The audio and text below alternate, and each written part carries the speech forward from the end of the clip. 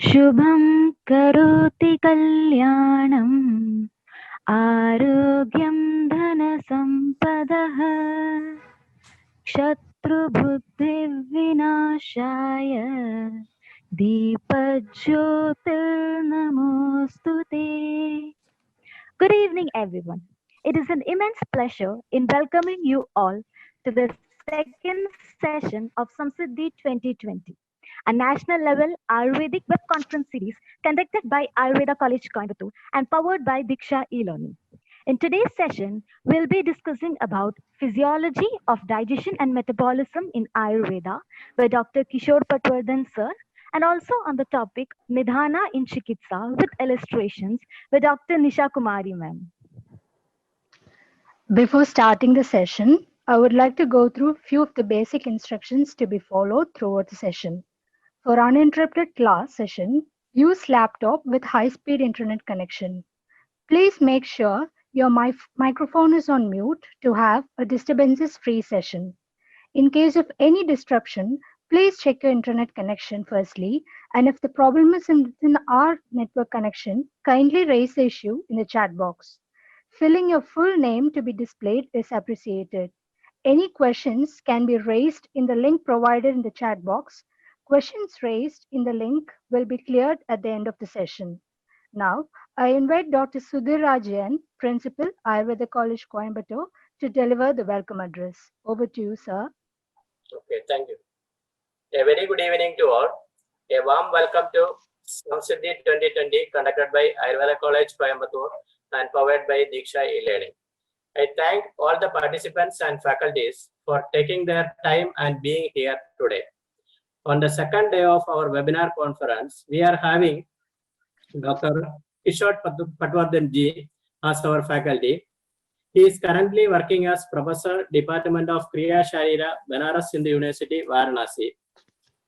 He is a real educational reformer of Ayurveda.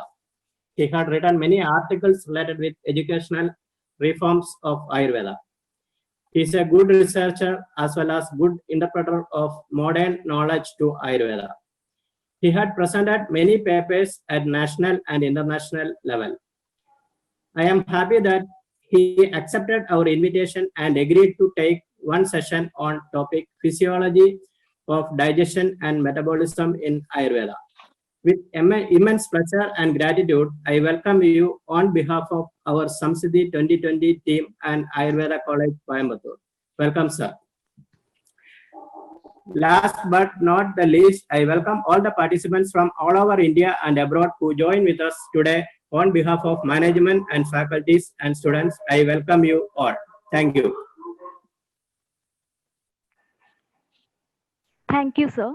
Before moving on to the technical sessions, I'd like to give a brief introduction about our speaker, Dr. Kishore Patwardhan, sir.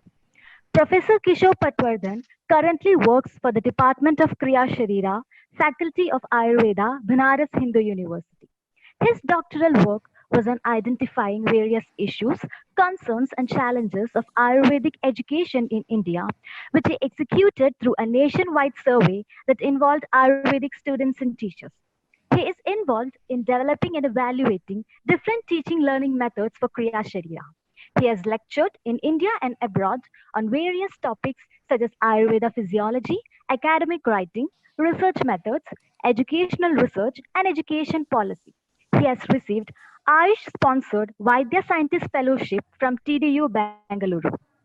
His research interests include Ayurveda biology, Ayurveda education, and policies on higher education. He is a recipient of Dr. C. Dwaraka Nath Award of ISTAM India for the year 2019. He is also an editor of the Journal of Ayurveda and Integrative Medicine. It is a privilege for us to have you discuss on the topic physiology of digestion and metabolism in Ayurveda. We welcome you, sir. Yeah, thank you. Thanks for those kind words of introduction, and also I deeply am grateful for giving me this opportunity to interact with students from different parts of the country and also from your own college. So I'll be sharing some of my slides, but before going through the slides, let me give you a brief introduction of what I'll be teaching or talking about, right? So the digestion and metabolism are two very connected processes, right? Without understanding the digestion, we cannot understand metabolism. And digestion is prerequisite for metabolism, right? So digestion is something where the complex foodstuffs are uh, split into smaller parts which are absorbable in the gut. Okay, so the food articles that we consume, they undergo digestion in the gut, and they are split into smaller and smaller parts. Of course, there are two parts of digestion: physical digestion and chemical digestion, where they, after the chemical digestion, the absorbable smallest portion is formed, and this smallest portion, absorbable portion, is absorbed from the gut into the bloodstream. And once it enters the bloodstream, it reaches also all parts of the body, especially through the liver, right? It reaches liver. Most of the substances absorbed, they reach the liver, and in the liver they undergo some form of transformation, and then they reach different parts of the tissues, right, or different body parts. And in the tissues, again, they get access into the cells of the tissues, and then they undergo one more step of metabolism, right? So finally, each tissue, or each cell rather, each cell derives its energy through the tissue level of metabolism. Okay, so the metabolism is a broad term which is often used to indicate these three stages involved in the entire process of metabolism. So first phase is digestion, second phase is intermediary metabolism, and third phase is the assimilation or cellular metabolism, right? So with this context, or with this understanding, I'll be proceeding further to understand how Ayurveda looks at this complex process of digestion and metabolism. So yeah, hope my screen is visible, right? Yeah, raise hand. Yes, sir. Yes, sir. It's visible. Okay, thank you. Yeah. So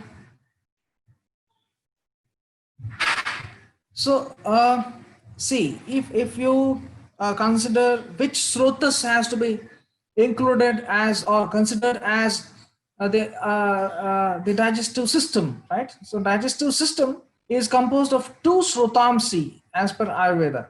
One is Annavaha srotas, the other one is Purishavaha srotas, right? Taken together, these two form what is known as digestive system. So there cannot be 1:1 correlation from Ayurveda and modern contemporary science, because the way how Ayurveda looks at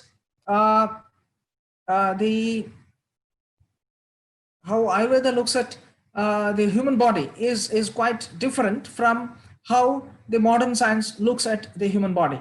Hence, there could be some differences, and these differences are something that one needs to understand. So, Annavaha Srotas is the one that carries Anna, and Purishavaha Srotas is something that contains, or that carries Purisha, right?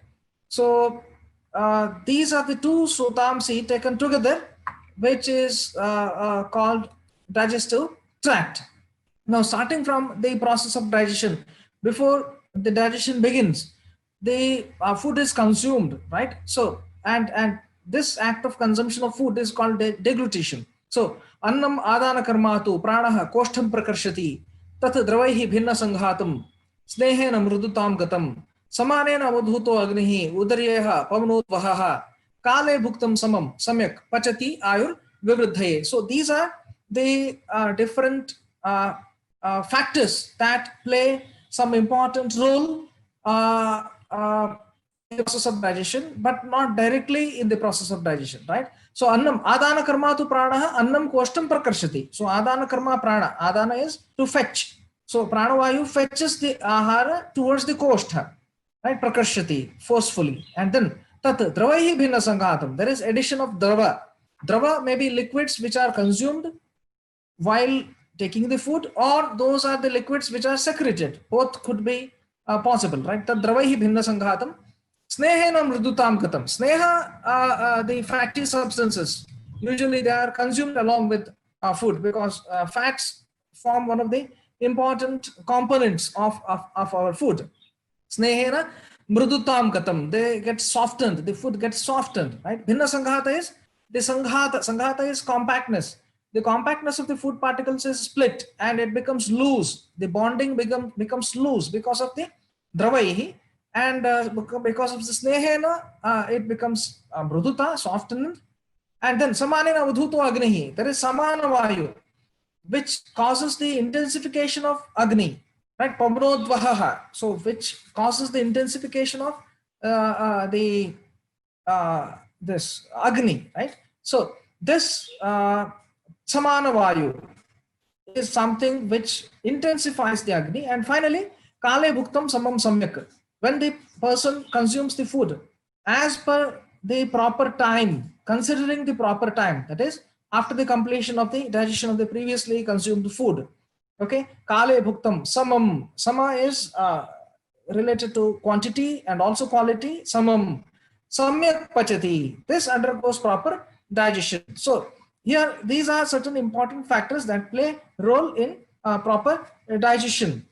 And if you consider the modern physiology also, adana karma to prana, so pranavayu, if you consider the functions of pranavayu, pranavatra murdhaga, urakkanthacharo, buddhi hridayendriya chitta trikshtiva nakshavatu udgara nishvasa, anna praveshakrit. See, anna pravesha is one of the important functions of prana, and pranavayu is situated in murdha, and the deglutition center and the deglutition as such is coordinated through the reflexes which are integrated at the medulla and pons, right? So and of course there are some other centers involved in this process of deglutition. And then the role of liquids is well known. Without the presence of liquids, the food cannot be digested. Even sneha is very essential, because the fats are essential for essential part of nutrition. And also the fats, they can make certain secretions, or they can stimulate certain secretions. For example, cholecystokinin can be made to be secreted through this presence of fats and proteins, right? Because of this gastrointestinal hormones, right? Then samanena udhuto agnihi, they may be secretomotor functions of the enteric nervous system. Somebody is doing some experiments with my slides, I think. There is someone who is drawing some lines, right? It distracts me actually. Anyhow, so samanena avadhuto agnihi udaryaha pavanodvaha,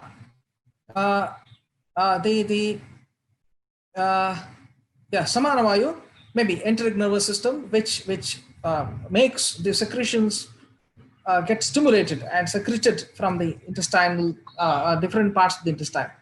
So that is how the digestion has been explained. Now, ahara parinamakarastu ime bhava bhavanti. So these are certain specific set of factors which are again described. Again, there is some overlapping once again.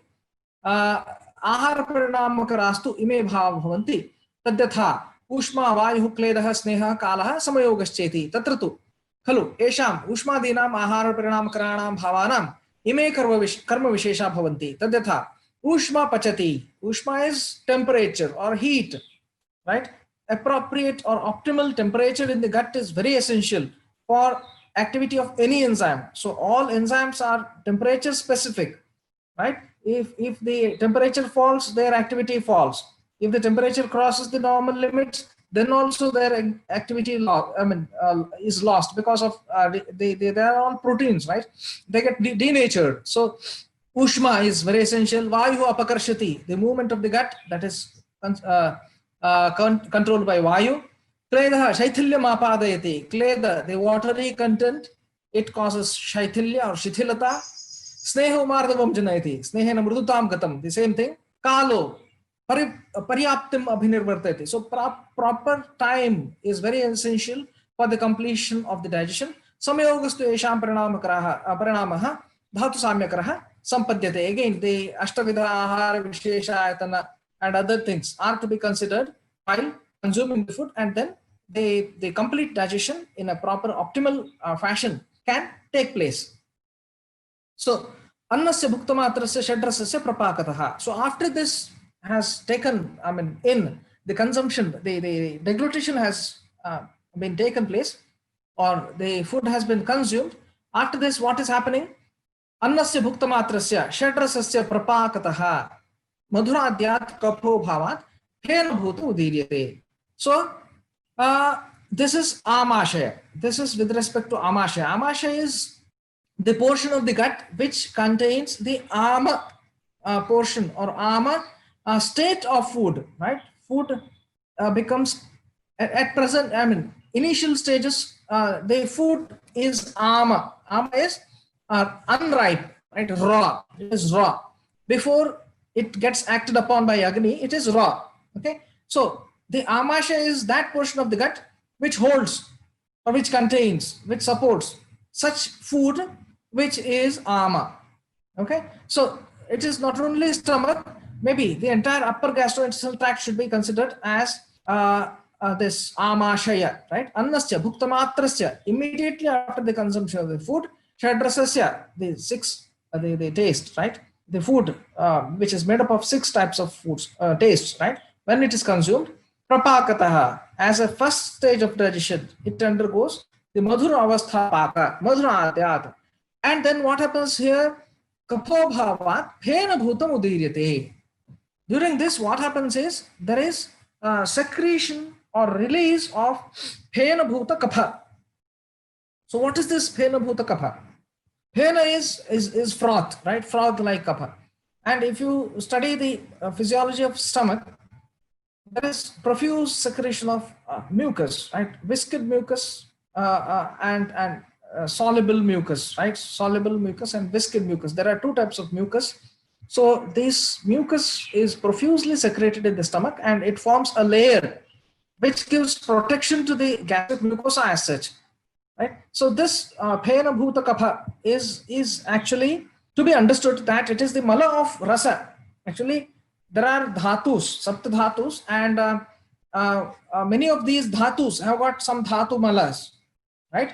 Rasa dhatu, the mala of rasa is kapha. Mala of rakta is pitta, right? Mamsa, the mala of mamsa is khamala. Meda, sweda. Tvacha, shatcha, right? Rasa, rakta, mamsa, meda, and so on. So, yes, meda is sweda, exactly. So, sweda is the mala of meda. Hence, see, here the kapha is the mala of rasa. This malarupi kapha is secreted during the avasthapaka, okay? Prathama avasthapaka, that is madhura avasthapaka. And then paramtu pachamanasya vidagdhasya amla bhavataha ashaya chavamanasya pitta machamudiryate. Paramtu pachamanasya means here this is about the small intestine, where the pachamana, that is the food that is undergoing digestion, vidagdha, is partially digested, right? The partially digested food attains or attains amlata, right? Asha chavamanasya. Chavamanasya is which is being propelled. Pitta machamudiryate. Here there is release of pitta, and this is acha pitta. What is acha pitta? Acham iti aghanam. This is from Chakrapani. So acha is aghana. Aghana is which is not solid, means it is liquid. Okay. So what is that liquid pitta? It is not pachaka pitta. Pachaka pitta is not liquid. It is devoid of liquid because pittam panchatmakam tatra pakva mashay madhyagam panchabhutatmakvepi yataijasu gunodayat tyakta dravtvam pakadikarmana analashabditam pachityannam vibhajate saraketto prataktatha tatrasthameva pittanam sheshanam apyarugraham, right? Karoti baladhanena pachakam nama tatsmritam. So pachaka pitta is something, right? Pittam panchatmakam tatra pakva mashay madhyagam Panchabhutatmakatve abhi yat taijasa gunodayat tyakta dravatvam. But here it is drava. Pittam acha mudiryate. Acha pitta is drava, whereas pachaka pitta is nirdrava. It is not drava. Right? That is why it is called anala shabdena. It is called anala or agni. Okay? So pachaka pitta is known as agni when it becomes devoid of fluidity. Whereas acha pitta is fluid in nature. And this acha pitta is to be understood that it is the mala of pitta, because mala of rakta, sorry.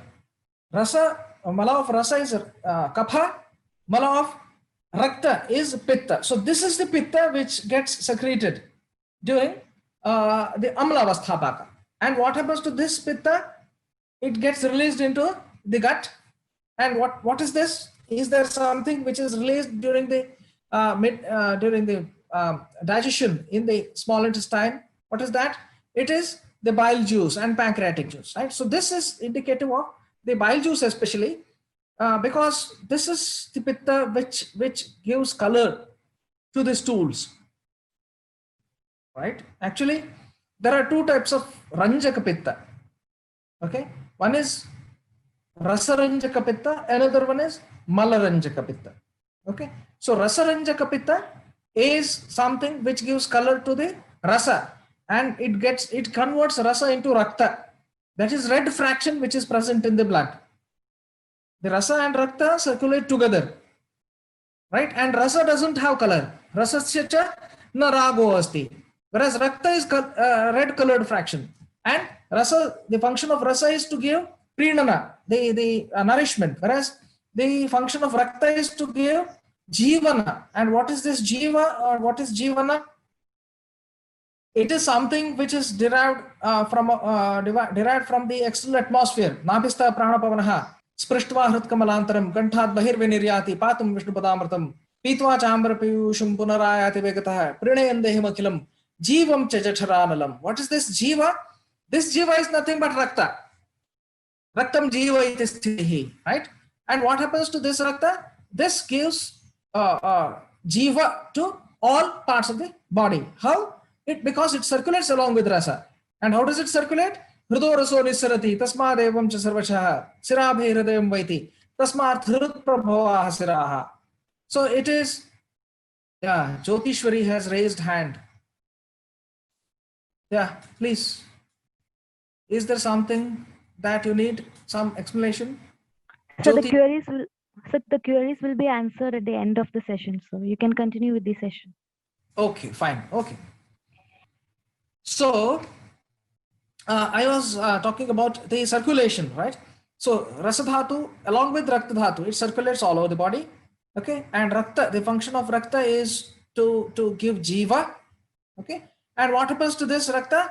After it completes its functions, it gets metabolized into this acha pitta. That is how it has to be understood. Again, there are some references. This is again taken from Jalpakalpatru commentary of the Gadhar Roy, where he has clearly explained that the doshas which are secreted during released during avasthapaka, they are malarupi doshas. See, vayu is also mala. It is ahara mala.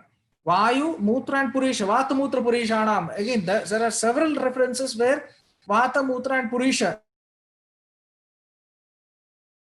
of ahara paka. So vayu is ahara mala, whereas rasa, the mala of rasa is kapha, and mala of rakta is pitta. And this is the pitta which is yellow colored pigment, because you know this pittam pita vidamutra netratva kshutrataha alpanidrataha. The pitta vruddhi lakshana. Whenever there is pitta vruddhi, there is just a yellowish discoloration or jaundice. This is because of the increase in malarupi pitta. Okay, and this is the pitta that gives color to the stools also, because that is called malaranjaka pitta. There are two types of ranjaka pitta. One is rasaranjaka pitta, another is malaranjaka pitta. And we know that rasaranjaka pitta is very nearer to the hemoglobin, which gives red color to the blood, right, or our bases. whereas the Malarajika Pitta is something which is derived out of this this hemoglobin. When hemoglobin gets metabolized, right, it forms bilirubin and bilirubin and so on. So this bilirubin is secreted or excreted to the stools, right? So that is possibly indicative, or rather it is being indicated by this Acha Pitta. Okay, so yeah, तत्र पक्वामाशयमधिकं पंचभूतात्मकत्वे अपि यत्तेजसो गुणोदयात्. So now the during the amla avasthapaka, this actual digestion is happening. Okay, and here comes the role of Pachaka Pitta. So Pachaka Pitta and Acha Pitta, both of them are situated in the same almost similar locations, but the functions are different, right? Acha Pitta is Malarupi Pitta, which gives color to the stools, whereas this Pachaka Pitta is something which is responsible for digestion, right?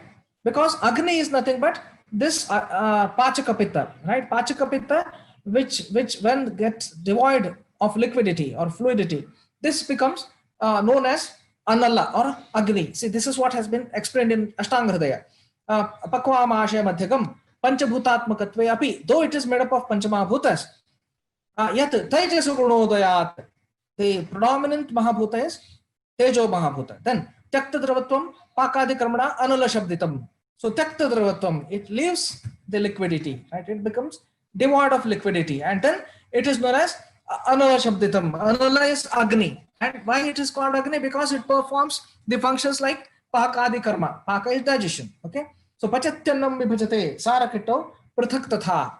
So Pachati, it digests the food. Annam Vibhajate, it splits the food. Sarakito, Sara and Kitta, it divides the food into Sara and Kitta portion. Sara is the essential part. Kitta is non-essential part. Okay. So Tatrasthameva Pittanam Sheshanam Pinogram. Yes, it also supports the other types of Pitta.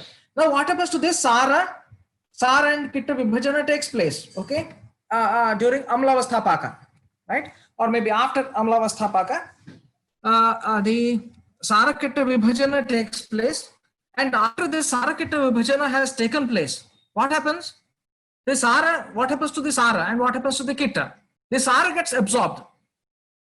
Okay, Sara gets absorbed and the Kitta gets eliminated. Kitta enters into the large intestine. That is why it is called a Pakvashaya. So why it is called Pakvashaya? Pakvashaya doesn't contain the Pakwa rather Pakwa Ahara. Pakvashaya doesn't contain Pakwa Ahara, rather it contains Pakwa Mala. Okay, that is why it is called Pakvashaya. Amashaya contains Ama Ahara, right? Raw food. But Pakvashaya doesn't contain Pakwa food. Pakwa food gets absorbed, and that Pakwa food is required for nourishment. If it enters Pakvashaya, right? Pakwa food, if it entered Pakvashaya, then who would nourish? And I mean, what would nourish the entire body? Right? So Pakwa food doesn't enter the Pakvashaya, rather there is formation of Pakwa Mala. The properly formed Mala is formed, is present in the Pakvashaya, and that is why it is called Pakvashaya, right? So Amashaya and Pakvashaya are not which are indicative of the content of the food. Rather, Pakvashaya is indicative of Mala, Pakwa Mala, whereas Amashaya is Ama Ahara. Okay. Then what happens? Let us see. Now this, what happens to this Sara Bhaga, which is formed? This Sara, see, Tatra Panchabhautikasya, Chaturvidasya, Shadrasasya, Dvividhaviryasya va, Dvividhaviryasya, Ashtavidhaviryasya va, Aneka Gunopetasya, Upayuktasya, Aharasya, Samyak Parinatasya, Yaha Tejo Bhutaha, Saraha, Parama Sukshmaha. See, Tejo Bhutaha, after the action of Agni, what is that Agni? The Jatharagni. The Tyaktadravatvam Pakadi Karmana Anala Shabditam. That Anala is nothing but the Agni, and that is nothing but Jatharagni. Okay, so this Jatharagni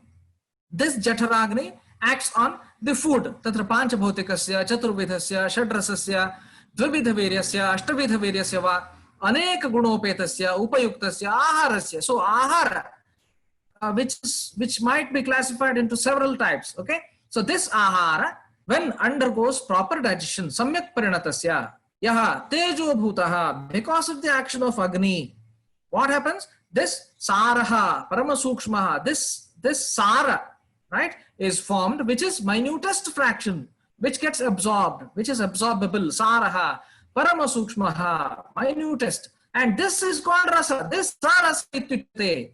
This after absorption, see, this means that the sara and kitta, after the sara and kitta are formed, this sara gets absorbed and this circulates in the body, and it reaches hridaya. Tasya hridayam sthanam. So hridaya chaturvimshati dhamanihi anupravisya udhoga dasha dasha dhogaminyaha chatatsasya triyagaha ahara starpayati dharayati vardhayati yapayati cha drishtahetukena karmana. This is the continuation of this shloka. So that is how the rasa dhatu gets circulated in the body. And here, for the movement of rasa from the gut towards the hridaya, towards the heart, what do you need? You need samanavayu. Right? Rasastu hridayam yati samanamaruteritaha. So for the rasa to reach hridaya, you need samanavayu. What do you need for the propulsion of rasa from the hridaya? You need vyanavayu. Vyanena rasadhaturhi vikshepochita karmana yukapat sarvatu ajasram dehe vikshipyate sada. Right? So that is how this has to be understood. So what happens after this absorption of sara? The remaining kitta portion, it enters the pakvashaya. Okay? So pakvashayam tu praptasya shoshabanasya varnena paripindita pakvasya vayuhu syat katubhavataha. So here again there is release of vayu. And what is this vayu? The malarupi vayu. And what is this mala of? This is the mala of rasa, I mean ahara. So vayu is ahara mala. Okay, kapha is the mala of rasa, pitta is the mala of rakta. Okay, so this is pakvashaya. What happens in pakvashaya? Vayu syat katubhavata, vayu is released. And what happens? Paripindita pakvasya.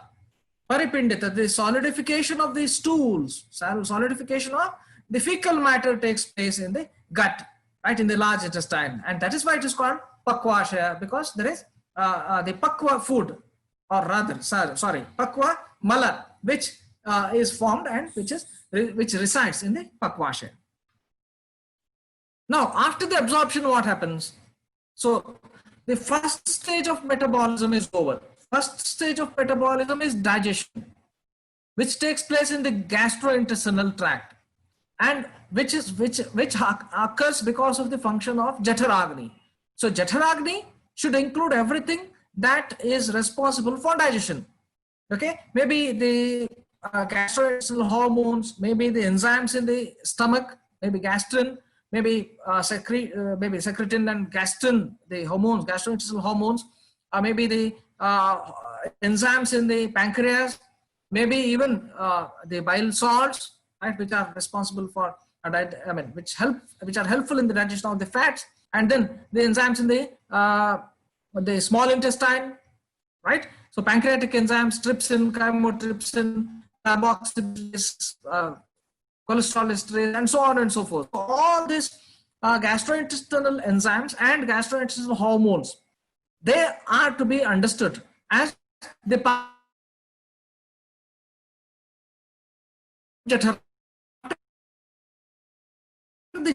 what happens?